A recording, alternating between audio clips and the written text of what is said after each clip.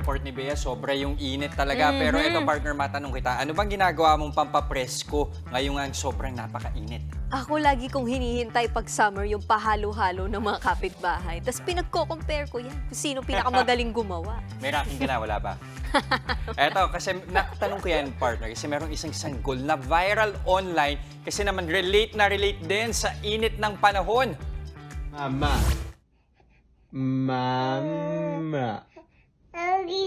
Ay, ano yan? Ano yan? Yan ang 3-month-old na si Baby Zach ng Quezon City.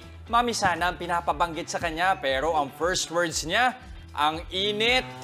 Ayon sa parents si Baby Zach, hindi pa bukas ang aircon sa kanilang kwarto nang makunan ang cute na video. Aliw na aliw ang mga netizens kay Baby Zach. Ay, ano yan? Mga kapatid, Jess De Los Santos po. Iba na ang may alam at may pakialam sa panahon ngayon. Para sa tuloy-tuloy na balitaan sa Frontline kahit weekend, mag-follow at mag-subscribe